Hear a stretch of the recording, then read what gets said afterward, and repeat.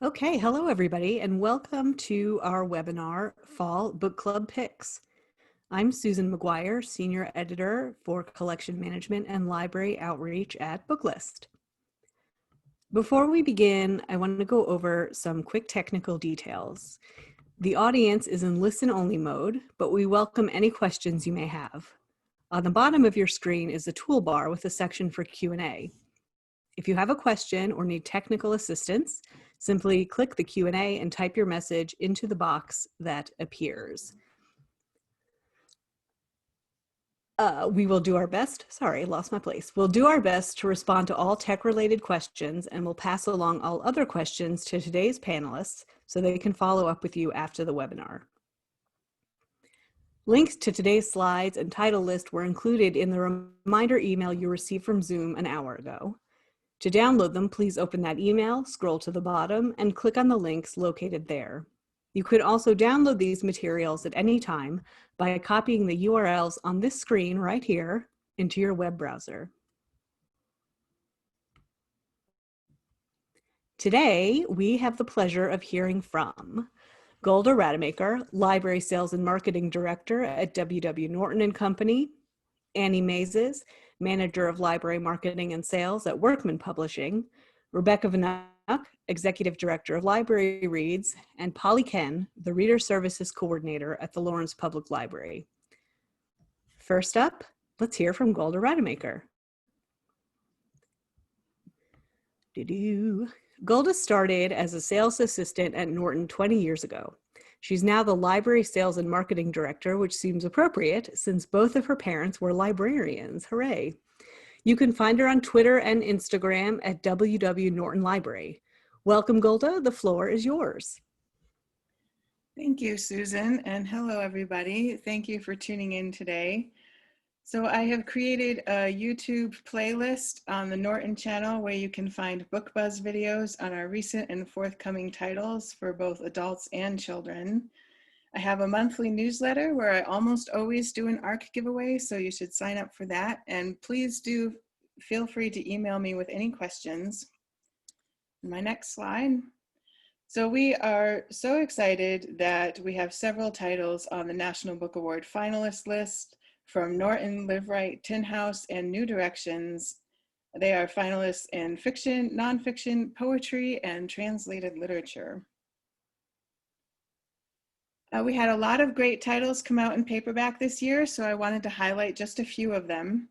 The Shadow King by Maza Mengistu is a finalist for the Booker Prize. This is historical fiction set in Ethiopia when Mussolini invaded the country and the Ethiopians fought back. Mengistu highlights the women who fought in the war and made great contributions, but who are often forgotten. Patsy by Nicole Dennis Benn was a pick for Jenna's book club on the Today Show. This novel is set partly in Jamaica and partly in New York and talks about the choices Patsy makes to try to find happiness, the discrimination and hardship that many immigrants to the US encounter, and what happens to the family members left behind. And I always thought Ordinary People by Diana Evans would be a good pick for book groups who like novels about relationships and family dynamics. This novel set in London follows two couples and discusses motherhood, race, fidelity, the search for happiness, and much more, with lyrical writing that goes from the very specific to the universal. The Voyage of the Morning Light is a good one for your historical fiction fans. Set partly on a merchant ship and partly in Micronesia in 1912, Endicott brings past worlds vividly to life while reflecting the moral complexity of our own times. And I'll also point out, if you have any book clubs that like nonfiction and memoirs, Things We Didn't Talk About When I Was a Girl by Jeannie Vanasco will help open up some difficult discussions about sexual assault. And then I put a bunch more suggestions for both fiction and nonfiction titles on the spreadsheet that you can download from Booklist. And now I'll switch over to new titles that are coming out in the first half of next year, starting with Norton and Live Right. The Five Wounds by Kirsten Valdez-Quaid is a novel that spans a year in the life of a family in a small town in northern New Mexico. Amadeo gets home from a planning meeting for the Holy Week procession and finds his estranged, pregnant teenage daughter on the porch. Amadeo still lives with his mother, so he encourages his daughter, Angel, to go stay somewhere else. But she is a force to be reckoned with, and she will not be put off. The 5 Wounds spans the baby's first year as 5 generations of the Padilla family converge, including Amadeo's mother, Yolanda, reeling from a recent discovery, Angel's mother, whom Angel isn't speaking to, and disapproving Tio Tive, keeper of the family's history. In the absorbing realist tradition of Elizabeth Strout and Jonathan Franzen, Kirsten Valdez-Quaid conjures characters that will linger long after the final page, bringing to life their struggles to parent children they may not be equipped to save. Stephen Pressfield is best known for his novels Gates of Fire and Tides of War. He also wrote The Legend of Bagger Vance, and last year he came over to Norton with a post-apocalyptic novel, 36 Righteous Men. His new book, A Man at Arms, is a return to the ancient world he knows so well. Several of his previous historical novels included a recurring character named Telamon, and for years fans have been clamoring for a book with Telamon as the protagonist. Now Telamon takes center stage, hired by the Romans to intercept an incendiary letter from a religious fanatic calling himself Paul the Apostle to insurrectionists in Corinth. Telamon has his own motivations, though, and his journey becomes a gripping saga of conquest and rebellion, bloodshed and faith. For your book groups that like short stories, we have John Lanchester's Reality and Other Stories. Lanchester is best known for his novels and his economics titles. He wrote a short ghost story for friends one year, and they loved it so much that he sent it off to the New Yorker, where it was published. And it is not common for a writer's first ever short story to be published in the New Yorker. Since then, he's written several more eerie stories of contemporary life and the perils of technology that plunk the reader down in the uncanny world of the Twilight Zone or Black Mirror, and this book gathers up the best of them. The Plum Trees by Victoria Shore is a poignant tale about one woman's quest to recover her family's history and a story of loss and survival during the Holocaust. In the first decades of the 21st century, Kanzi stumbles upon a family letter sent from Germany in 1945. The letter contains staggering news. Kanzi's great-uncle Hermann, who was transported to Auschwitz with his wife and 3 daughters, might have escaped. Spurred by the discovery and gripped with questions, she sets out to unravel the truth. Most of her family are dead, so Kanzi scours oral testimonies, historical records, and her own fleeting memories. The Plum Trees reconstructs in stirring detail the lives of Hermann, his wife, and their daughters from the days before the German occupation of Czechoslovakia through the liberation of Auschwitz and the end of World War II. We Came, We Saw, We Left by Charles Whelan. I think this will be a good armchair travel book. When Charlie and his wife were thinking about the kids growing up and going off to college soon, they decided to do what they had been dreaming about, drop everything and travel for a year. This is not a how-to book, but he does talk about the logistics involved in taking a year off work and what to do about your house and pets. They maybe didn't prepare enough for the travel aspects, but they learned a lot along the way. Whelan juggles themes of local politics, global economics, and family dynamics while exploring answers to questions like, how do you sneak out of a Peruvian town that has been barricaded by the local army? And where can you get treatment for the flesh-eating bacteria your daughter picked up 2 continents ago? From Colombia to Cambodia, We Came, We Saw, We Left chronicles 9 months across 6 continents with 3 teenagers. He tells their story in a lighthearted, interesting way that will either make you wish you could go on a trip like this or make you feel okay about staying home with your nuclear family. The Doctors Blackwell by Janice Nomura. In 1849, Elizabeth Blackwell became the first woman in America to receive an MD. Her achievement made her an icon, but her sister Emily has been eternally eclipsed and was possibly the better physician. Together, they founded the first hospital staffed entirely by women in New York City. They prevailed against fierce resistance from the male establishment, moving among Britain, France, and America during a tumultuous time of scientific discovery and civil war. Janice Nomura includes their faults and problems, as well as their accomplishments, in order to give you a well-rounded biography of two complicated pioneers who exploded the limits of possibility. Smalltime by Russell Shorto. He is a historian, but this time he's looking into the history of his own family. His grandfather and namesake, Russ Shorto, was a small-time mobster in Johnstown, Pennsylvania. Shorto delves into the world of the small-town mob, an intricate web that spanned mid-century America, stitching together cities from Yonkers to Fresno. A riveting immigrant story, Smalltime is also deeply personal, as the author's ailing father, Tony, becomes his partner in piecing together their patriarch's troubled past. Moving, wryly funny, and richly detailed, Smalltime is an irresistible memoir by a masterful writer of historical narrative.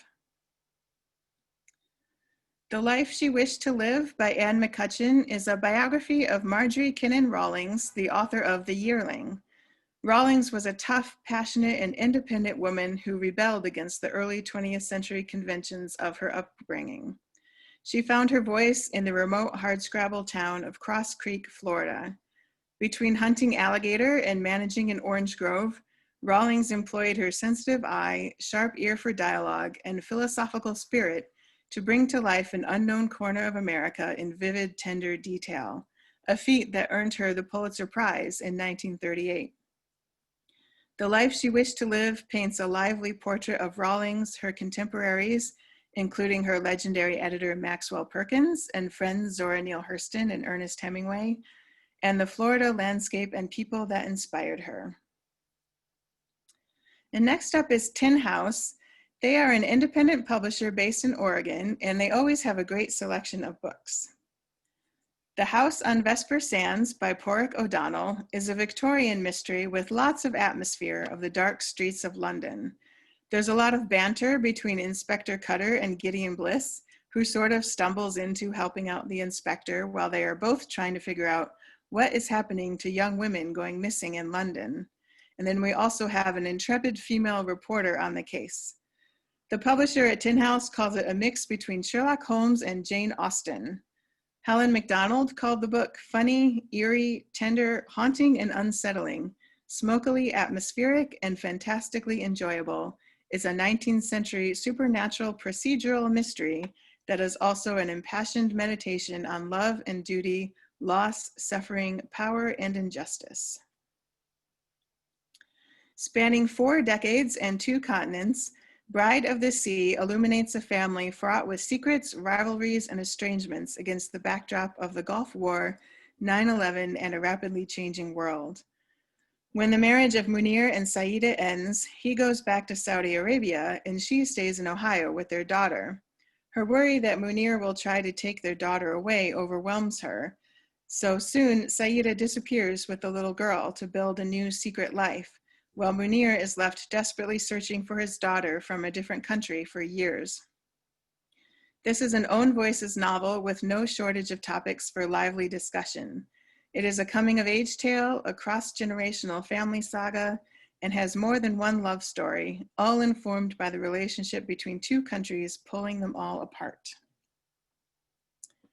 How to Order the Universe by Maria Jose Ferrada is a moving novel that shares the same literary spirit and sensibilities as The Elegance of the Hedgehog, The Fruit of the Drunken Tree, and How the Garcia Girls Lost Their Accents. For 7-year-old M, the world is guided by a firm set of principles, based on her father Dee's life as a traveling salesman. Enchanted by her father's trade, M convinces him to take her along on his routes, selling hardware supplies amid the backdrop of Pinochet-era Chile. As she becomes part of a tight-knit community of fellow salesmen and grifters, M is regaled with parables and anecdotes that inform her parallel education. In her innocence, M barely notices the rising tensions and precarious nature of their work until she and her father connect with an enigmatic photographer whose presence threatens to upend the whimsical life they've created. Next is The Whispering House by Elizabeth Brooks. On a warm summer's day by the English seaside, 23-year-old Freya spies a pale, pillared house, Burn Hall. Before she can think twice, she's stepped inside to an ornate foyer featuring a striking portrait that reminds her of her late sister Stella, whose untimely fall from a cliff years before still haunts Freya and her father. When an inexplicable longing leads her back to Burn Hall several weeks later, she meets Corey, a handsome and mysterious young artist who remains in the house to care for his ailing mother.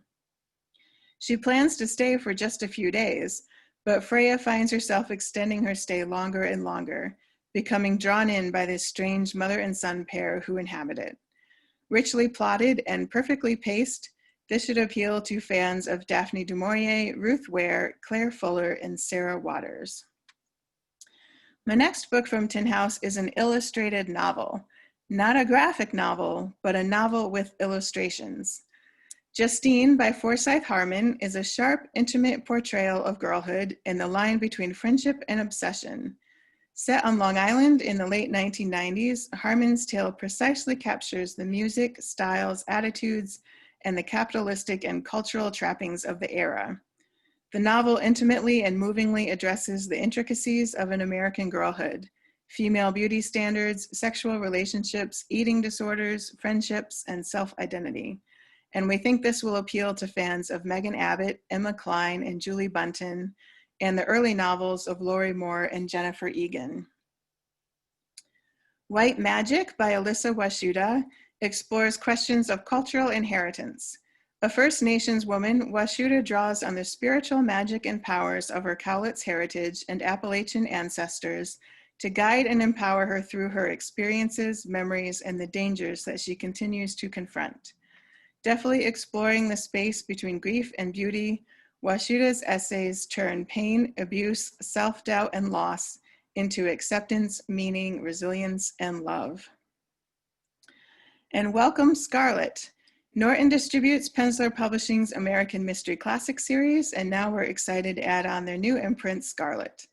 These are all contemporary thrillers, mainly starring women, and the editor of the new imprint is Louisa Smith from Book Passage Bookstore. The next book from Scarlet is Saving Grace by Debbie Babbitt. In this gripping suspense debut, the first female sheriff of a small mountain town investigates a disappearance that has a frightening similarity to the crimes that shattered her town decades before. We have a quote from Samantha Downing that you can see on the slide, and Joseph Finder said the book has an ingenious, multi-generational plot that reaches a terrifying crescendo you won't easily forget.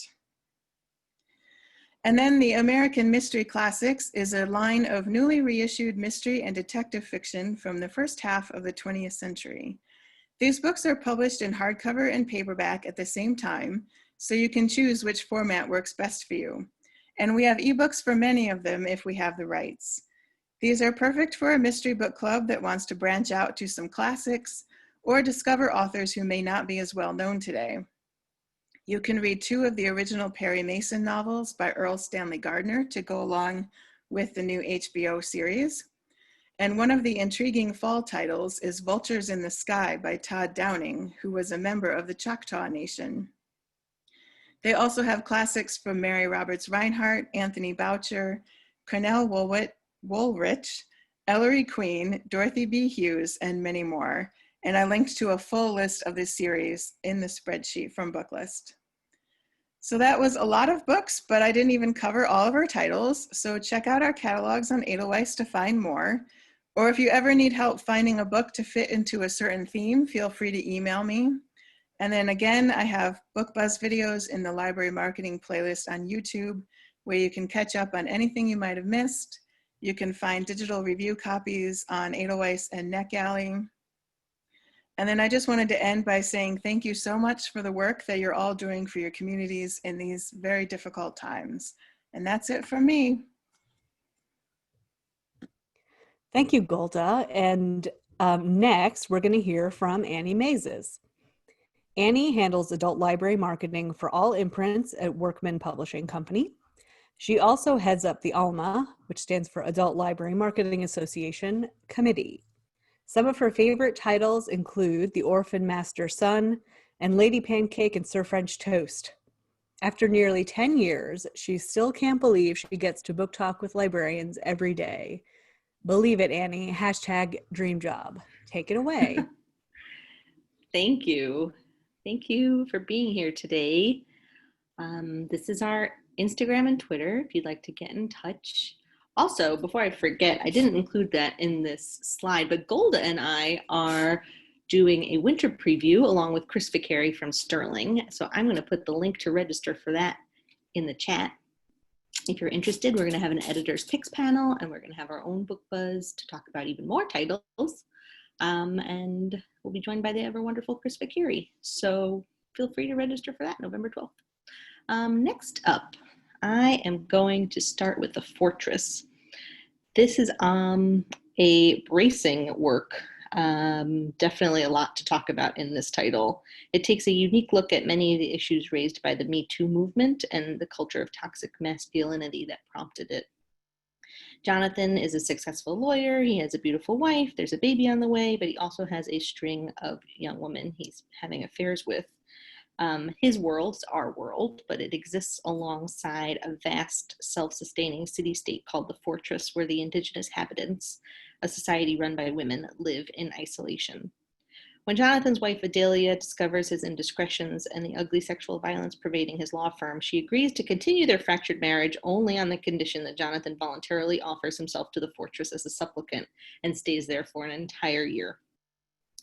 Jonathan's arrival at the Fortress begins with a recitation of the conditions of his stay. He is forbidden to ask questions, to raise his hand in anger, and to refuse sex. Jonathan is utterly unprepared for what will happen to him over the course of the year. This book is incredibly absorbing, confronts a lot of things. It's a really moving novel that asks questions about consent and power and love and fulfillment. It'd definitely be for fans of Joanne Rimlis's The Farm and Margaret Atwood's The Testaments. And that is available now. Next up, we've got Ordinary Girls, which was a LibraryReads pick and a book that I really was blown away by, Shakira Diaz's memoir. Julia Alvarez said it was reminiscent of Mary Carr's The Liar Club, Maya Angelou's I Know Why the Caged Bird Sings, and most recently Tara Westover's Educated, which is a crazy trifecta of titles. But acclaimed essayist Shakira Diaz writes this incredibly electrifying, unflinching account of growing up in the 80s in Puerto Rico and Miami as a queer biracial girl searching for home as her family splits apart and she and her mother struggle with mental illness and addiction. Her writing is so incredible, and it completely took me by surprise. She subsequently was the winner of the Whitting Award. This book is in paperback now. It will break your heart. It will rebuild your spirit. I think it's going to be amazing. I think it is amazing for people who don't necessarily see themselves on the page often. But huge fan of this book, and that's available now. Next up is The Lives of Edie Pritchard by Larry Watson, acclaimed novelist. And this is a multi-generational story of one woman, Edie, trying to navigate life on her own terms. She is smart and self-assured and incredibly beautiful, which is sort of the problem, I guess. She has always worked very hard. She's worked as a bank teller. She worked to save her first marriage, and later she worked to raise her daughter even as her second marriage was falling apart. She just wants a good life, and she wants to be respected, but everywhere she turns, her looks define her. And it's been a lifetime of proving that she is allowed to exist in her own space as her own person without being defined by the men in her life because of how she appears. It tells the story of Edie just trying to be herself. Kirkus' starred review said this novel crackles with tension. Watson is a born storyteller, and it shows on every understated page. I was really impressed with his portrayal of a woman, definitely for fans of The Great Alone by Kristen Hanna. And that is available now as well. Hieroglyphics is a book that I've had a little trouble talking about because there is so much in this book to unpack in the 45 seconds I usually have. It got 3-starred reviews, so that speaks for itself. So So I'm just going to let Booklist review do the talking. McCorkle testifies to the ageless nobility of human beings who want the next generation to do better, a deeply moving and insightful triumph. Kirkus called it ingenious in their starred review. Publishers Weekly said it was engrossing and a gem in their starred review. It really focuses on the ways in which we dissect our parent-child experiences and make sense of them when we are left by our parents. But there's so much in there. This book, your book clubs would talk about this book for weeks, and that is available now. Next up, we have With or Without You by Carolyn Levitt. This is a moving novel about the twists of fate, the shifting terrains of love, and coming into your own, said Madeline Miller, author of Circe, which is tremendous. After almost 20 years together, Stella and Simon are starting to run into problems. Simon's band is starting to take off. He's been a struggling musician for this whole time, and Stella's been supporting him.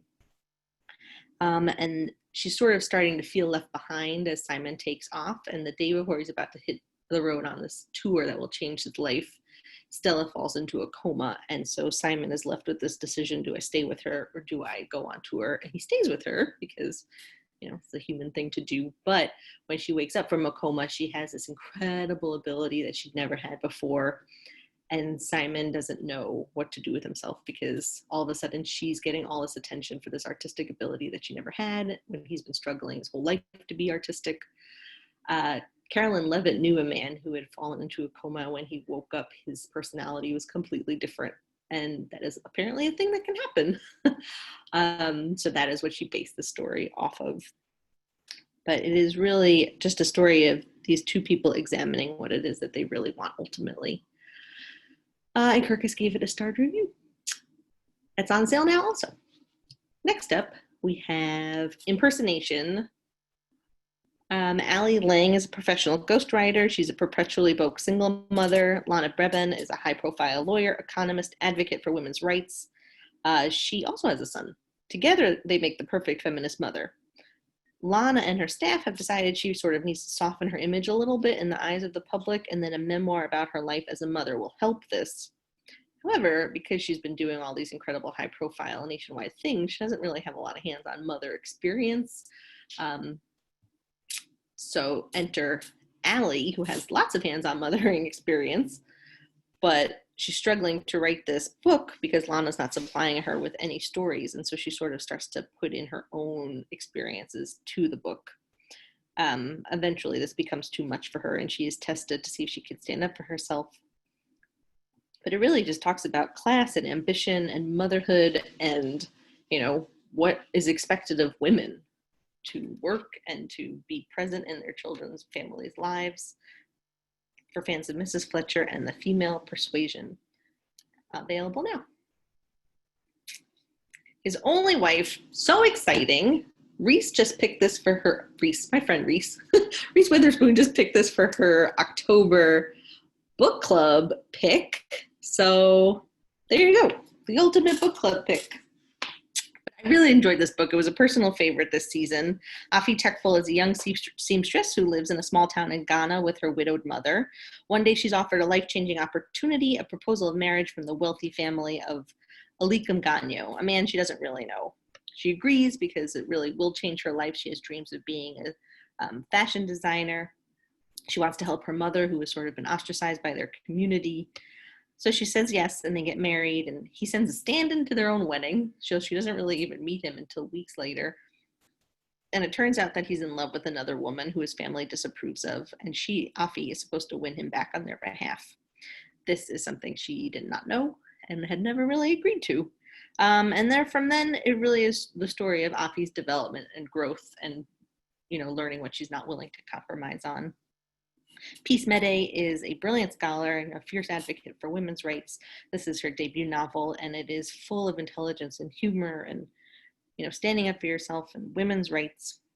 Definitely for fans of Chimamanda Adichie and Candace Carty-Williams. That's available now.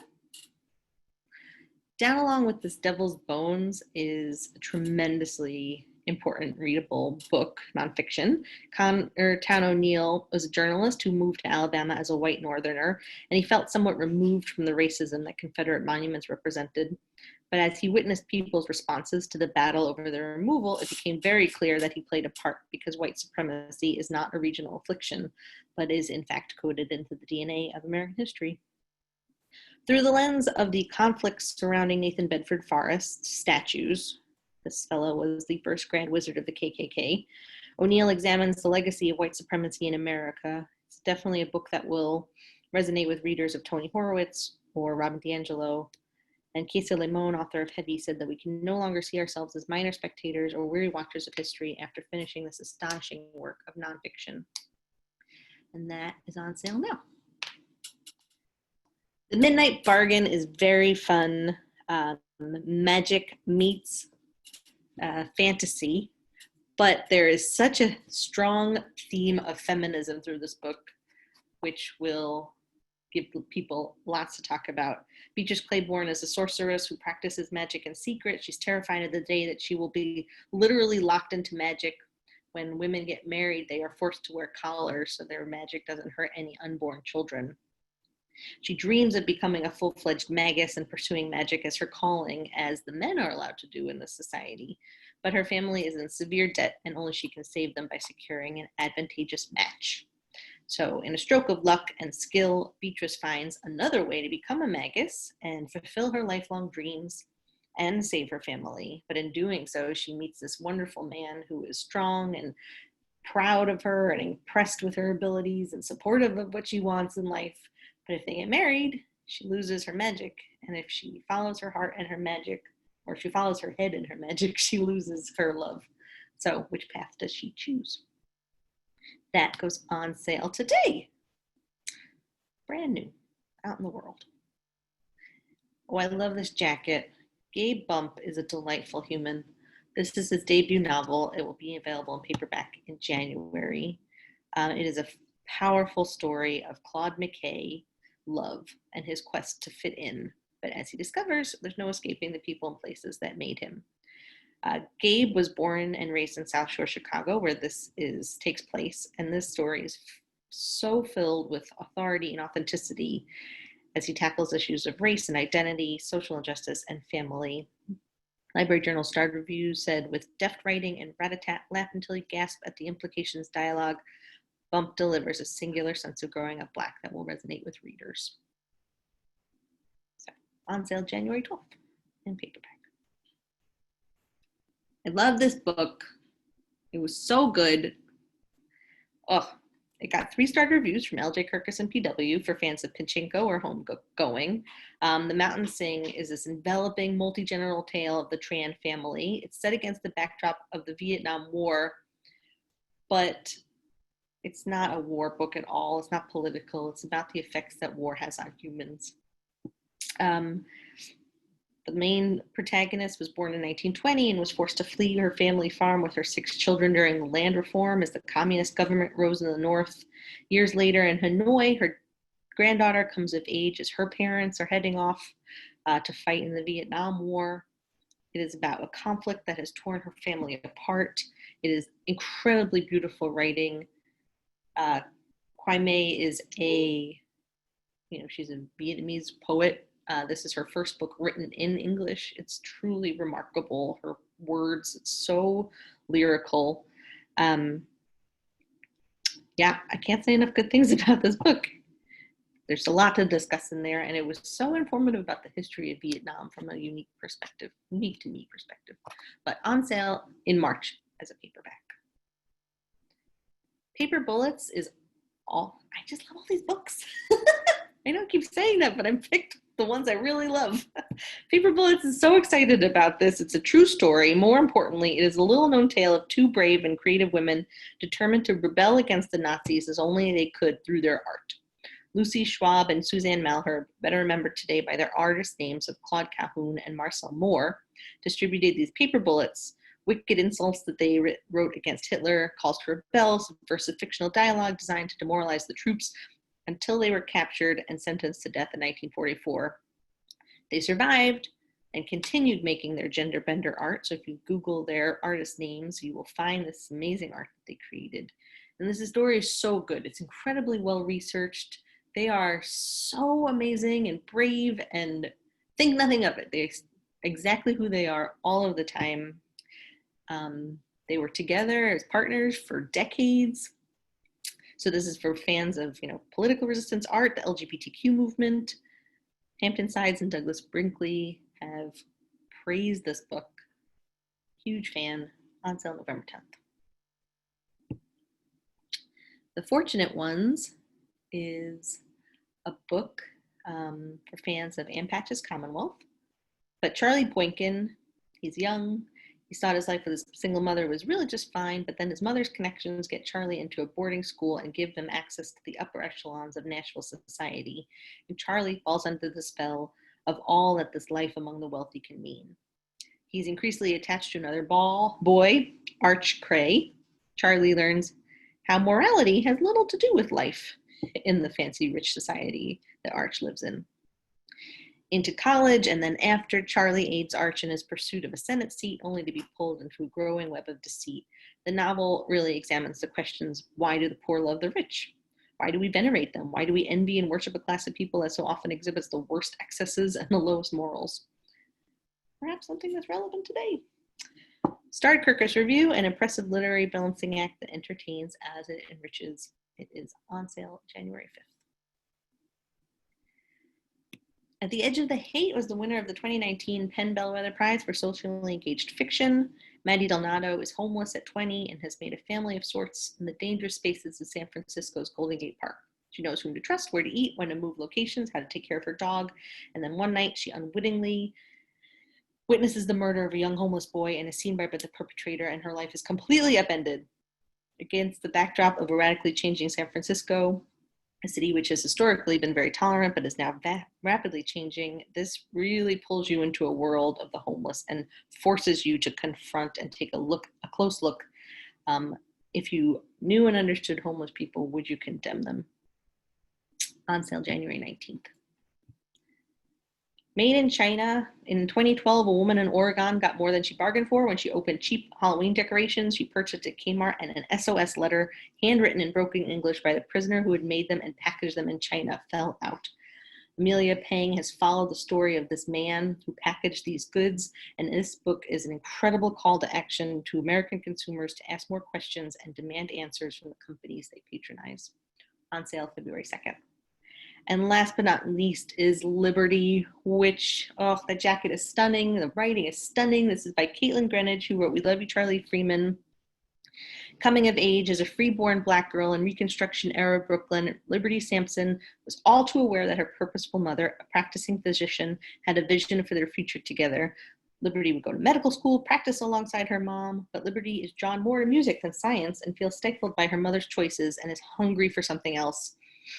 And she's constantly reminded that unlike her mother who can pass, Liberty has skin that is much too dark. When a young man from Haiti proposes to Liberty and promises she will be his equal on the island, she accepts, only to discover that she is still subordinate to him and all men. As she tries to parse what freedom actually means for a Black woman, Liberty struggles with what she might find it for herself and for generations to come. This is based on the true story of one of the first Black female doctors in the United States. It is incredibly written. It's perfect for readers of Britt Bennett and Minji Lee. I love it, love it, love it. Thank you so much for your time. Thank you so much, Annie. So many books, so little time, people, right? So now we're going to hear about some more books from Rebecca Vanook. Rebecca is the executive director of LibraryReads. She has an MLIS from Dominican University and worked as a public librarian for a decade before becoming the editor for collection management and library outreach at Booklist magazine from 2012 to 2017. Rebecca is the author of 3 reference books on the topic of women's fiction, as well as a best-selling book on weeding library collections, my fave. She lives in the Chicago suburbs with her husband and 2 tween sons, both of whom still love to read. Phew. Take it away, Rebecca. Thanks so much, Susan. I actually, since I've got, I think, a dozen books to go through, I won't bother telling you too much about LibraryReads. Hopefully you are all familiar with it and that you all use the lists and you vote. But if you need to find out more about Library Reads, you can check out our website, which is libraryreads.org. The lists are there, the archive is there, and there's also some robust sections all about us and the things that we do. We are branching out into reader's advisory training, so please join us for some of those things. Next slide. Oh, and yes, there we are. See, the list comes out on the 15th of every month. Our next one is out on Thursday. So please do check out our website, and I'll just get right into the list of books. Next slide. Thanks. So these are books that recently, by that I mean in the last 2 years, have appeared on the Library Reads list. And I hand selected these as books that I thought would make great picks for book club discussion. So the first one here is The Bear by Andrew Krivak. That's from Bellevue Literary Press.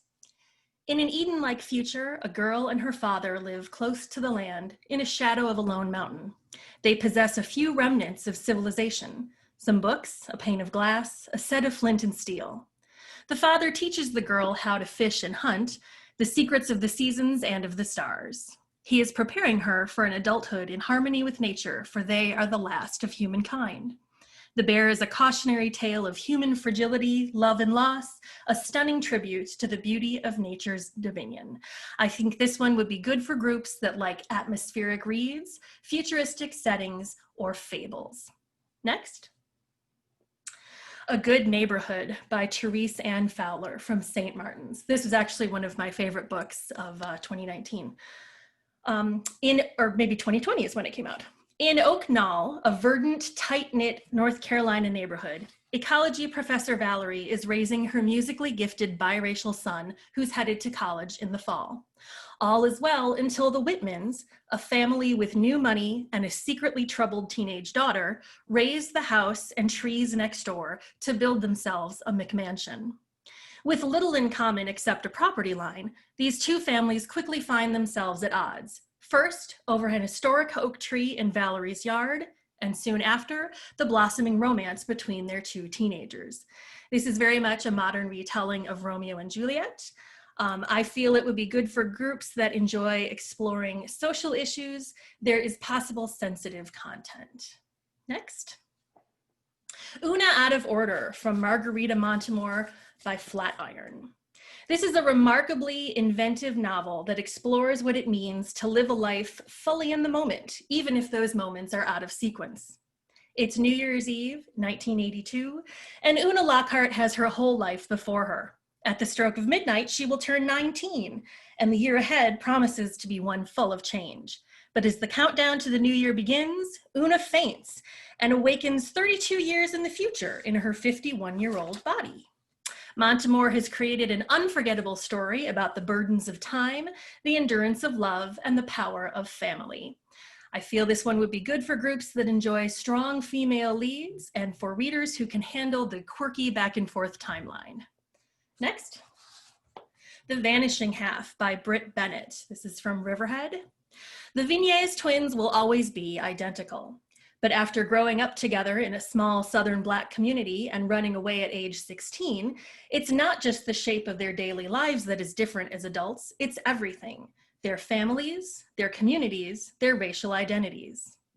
10 years later, one sister lives with her Black daughter in the same small town she once tried to escape.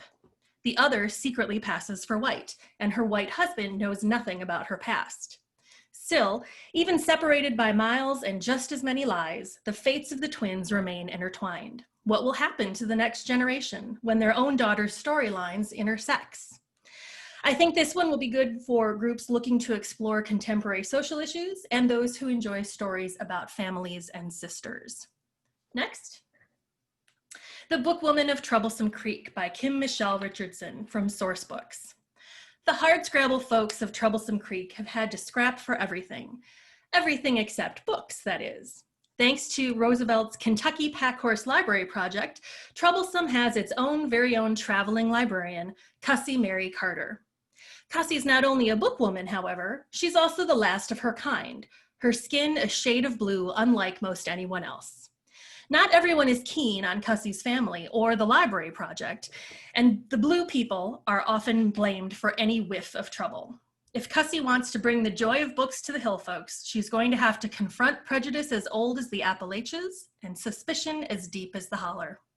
This one is good for groups that like fiction based on actual or historical events. Next up, Jennifer Weiner's Mrs. Everything from Washington Square Press. Growing up in 1950s Detroit, Joe and Bethy Kaufman live in a perfect Dick and Jane house where their roles in the family are clearly defined. Joe is the tomboy, the bookish rebel with a passion to make the world more fair, while Bethy is the pretty, feminine good girl, a would-be star who enjoys the power that her beauty confers, and she dreams of a traditional life. But the truth ends up looking different from what the girls imagined. Joe and Bethy survive traumas and tragedies. Weiner tells the story of two sisters who, with their different dreams and different paths, offer answers to the question, how should a woman be in the world? I think this one would be good for groups that enjoy stories about women's lives and relationships, or family sagas following characters over several decades. Next up, Never Have I Ever by Jocelyn Jackson from William Morrow. Amy is proud of her ordinary life, teaching diving lessons, baking cookies for new neighbors, and helping her best friend Charlotte run their local book club. But Amy's uncomplicated life begins to unravel when the mysterious Angelica arrives on her doorstep one book club night, beguiling the group with feral charm. She keeps the wine flowing and lures them into a game of spilling secrets. Everyone thinks that it's naughty, harmless fun, but Amy knows better. Something wicked has come her way, a she-devil in a pricey red sports car who seems to know the terrible truth about who Amy is, and what she once did. So this is a little bit of a departure because it's psychological suspense, which I know a lot of groups think maybe is not literary enough, but I think this would be perfect for groups that would enjoy some suspense or drama and that are looking for something that's a little fun to read with a very discussable ending. Won't give anything away. All right, next up, The 7 or 8 Deaths of Stella Fortuna by Juliet Grimes from Echo. For Stella Fortuna, death has always been a part of life. Her childhood is full of strange, life-threatening incidents, moments where ordinary situations inexplicably take lethal turns. In her rugged Italian village, Stella is considered an oddity, beautiful and smart, insolent and cold. When the Fortunas emigrate to America on the cusp of World War II, Stella and her sister Tina come of age side by side in a hostile new world with strict expectations for each of them. In present-day Connecticut, one family member tells this heart-rending story, determined to understand the persistent rift between the now elderly Stella and Tina. This one is great for groups that enjoy family sagas that follow characters over several decades. Also strong female characters. Next slide. Such a Fun Age by Kylie Reed from Putnam. A striking and surprising debut novel, Such a Fun Age is page-turning and a big-hearted story about race and privilege set around a young Black babysitter, her well-intentioned employer, and a surprising connection that threatens to undo them both. With empathy and piercing social commentary, this book explores the stickiness of transactional relationships, what it means to make someone quote-unquote family, and the complicated reality of being a grown-up. This one is good for groups that like exploring contemporary social commentary and contemporary issues. Next, When We Were Vikings by Andrew David MacDonald from Gallery Scout Press. This is a beautifully written novel about a young woman and unabashed Viking enthusiast born with fetal alcohol syndrome. 21-year-old Zelda feels not quite normal, but as she discovers through her imaginary quests who really is.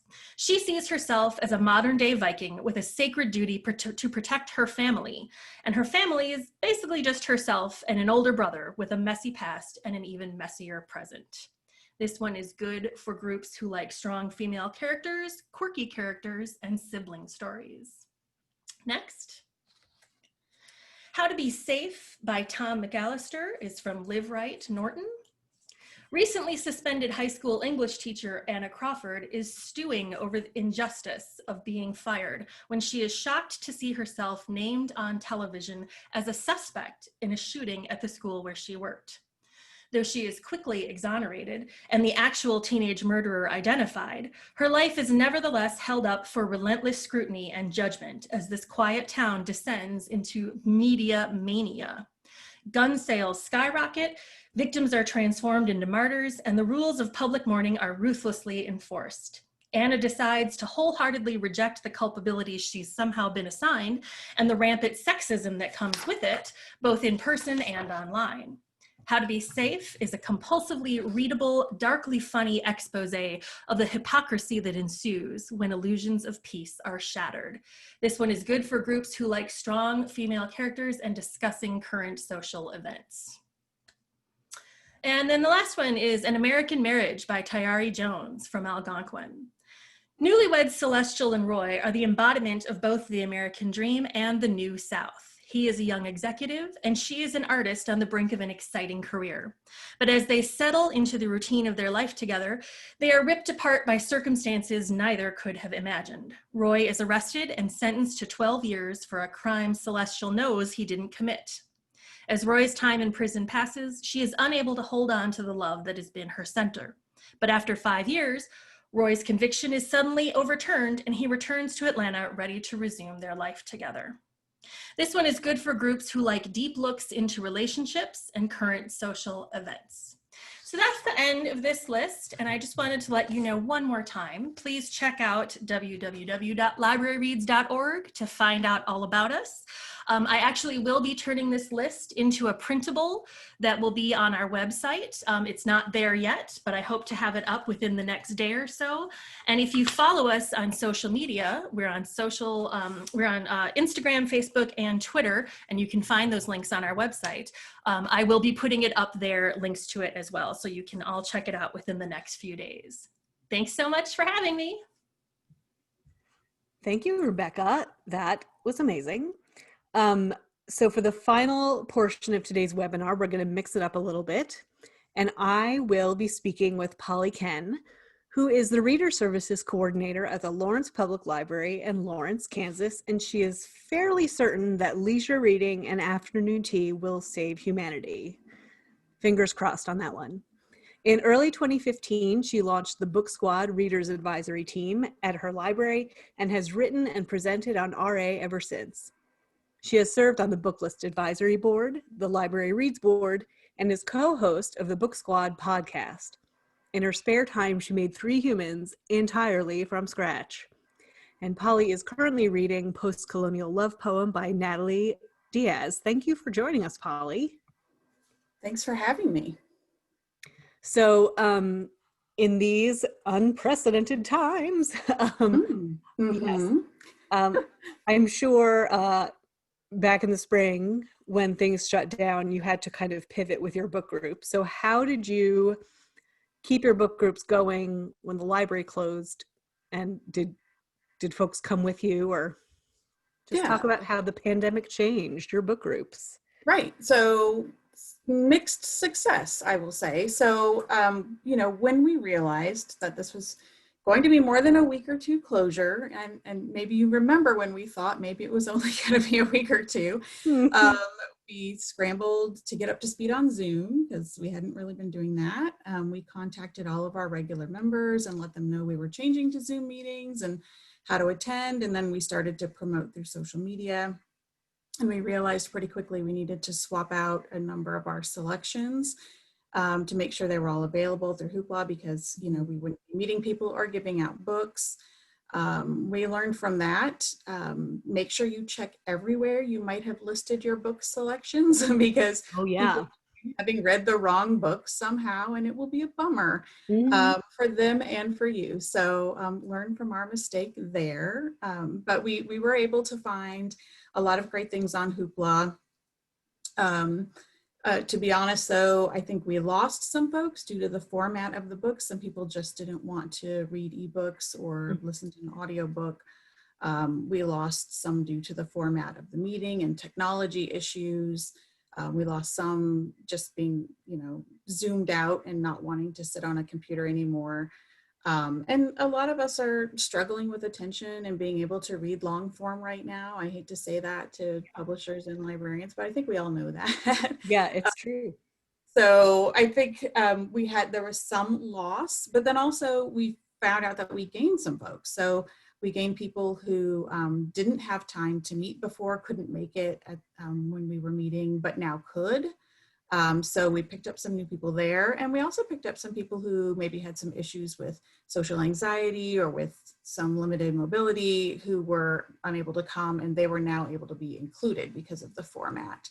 So I think that, I don't know, it was on balance, we got some, we lost some, and we're, folks will stick with us after, and that our folks will come back if and when we ever meet in public again.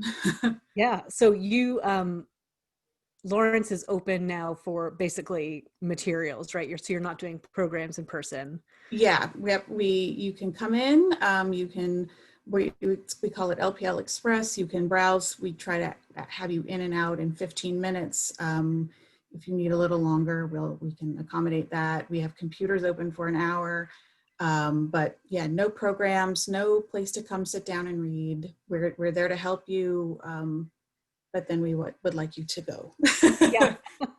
But thank you for coming. Yes. So did you notice anything changing in the way that you led the discussion, or the way that the book group ran that was different from in person versus on Zoom? Yeah. And different participants? Mm-hmm. Well, we had to just even change like how we chose the books. So that was something. We've been having to take into consideration like the mood of the group, the community, and the country. So that's been different. We used to choose books and run the group based on like what's going on in the world, and we want to examine those things more closely and have a deep dive and talk about things. And now we get requests to choose books that really have nothing to do with the world, please. And the challenge is sort of alternating kind of uplifting, lighter, fun books that are discussable, and maybe some darker, heavier books that don't leave you flattened.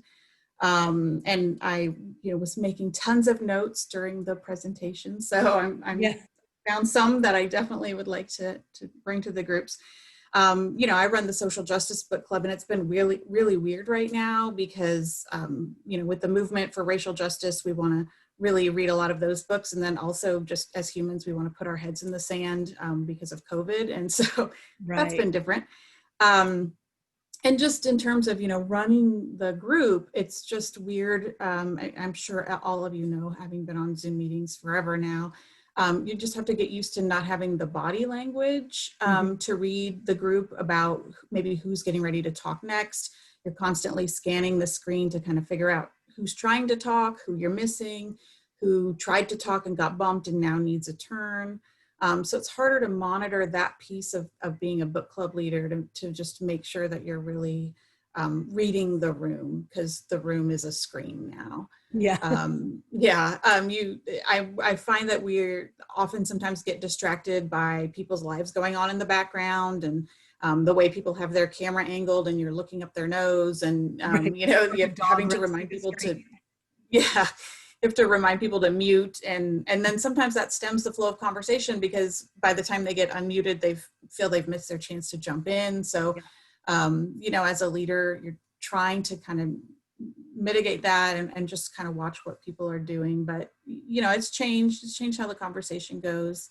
And, some of the groups have gotten smaller. So, sometimes the conversations are awkward with 3 people, but sometimes they're great. And I guess that's just like a normal book club at any given library. So I do see a lot of libraries are inviting authors to Zoom in, and we haven't tried that yet. And I'd like to examine doing that more, I think. And we do try to point our Facebook members to our members to the Facebook Live events we see that publishers are holding with authors. So that's been something new that we've been doing. Right. And you're in the middle of the country, so you don't always get author authors visiting in person. So it must be nice to be able to say. Yeah, no, yeah, we are pretty lucky. We've had some really amazing things, but they're not going to show up just to talk to your book club. But Right. now, so we would like to examine that some more. Cool. So we just have about a minute left, but I want you to talk about a new book group that you started that has a wonderful acronym. Yes, quick. BYOBB, bring your own book and beverage. As advertised, we talk about what we're consuming, books and media and beverages. We met weekly. Now we meet the first and third Tuesday. All 7 of our department staff take part, plus whoever tunes in, and we've become like a really nice group of folks. But new folks still seem to feel welcome. Last time we had 16 people, and that's getting a little big, but the way we run it, it works okay. And every week we make a list of what everybody has talked about, all the media that has been consumed, and we make a list and then we put it on our BiblioCommons website so folks can see it. And so if you wanted to look it up, you could and see how we flowed over this time. Yeah. Peek into what, get the pulse of Lawrence's. What's going on in Lawrence, Kansas. And we actually have some people tune in who do not live in Lawrence, who are living in other states. Nice. Yeah. Fun. So anything big that you think you're going to take away that you've learned from this book group shift? Yeah, I think that, people need reading and stories more than ever, even if it's harder than ever. And so we really need to try to make that happen for people. That I'm going to take with me that technology makes situations equal for some people now, and it makes it unequal for other people now. So to pay attention to when you think you're fixing one problem, you might be making another. And I think that we're always going to need a virtual branch, even when we don't quote unquote need it anymore. I think that will be a thing libraries have now. Yeah, that's true. I mean, you got to be flexible and also inflexible in some ways. Yeah, I mean, I think we've really learned that libraries and humans who use them are resilient and mostly kind. Yes. And that sustains me. Good. Yes. Hooray. Well, I think that's the perfect note to end on, also because we're out of time. So thank you, Polly, so much for chatting. And another huge thank you to all of today's wonderful panelists. Hooray. So tomorrow, all attendees will receive an email containing links to today's slide presentation, the title list, certificate of completion, and a video recording. For more about Booklist webinars, be sure to visit booklistonline.com/webinars, where you can view archives of past webinars and register for upcoming ones like the ones you see here. Ooh. And if you haven't already, please be sure to check out Booklist Reader, where Booklist contributors post daily about all things books and library land. If you're not yet a subscriber, you can pair the page-by-page reading experience of print with the convenience of online access at booklistonline.com and lock in print, online, digital, and archive access by taking advantage of this special webinar offer to get Booklist for only 75 clams. Just kidding, dollars. Thank you for joining us for today's webinar. One more thank you to our sponsors, W.W. Norton and Company, Workman Publishing, and LibraryReads. And this concludes today's webinar.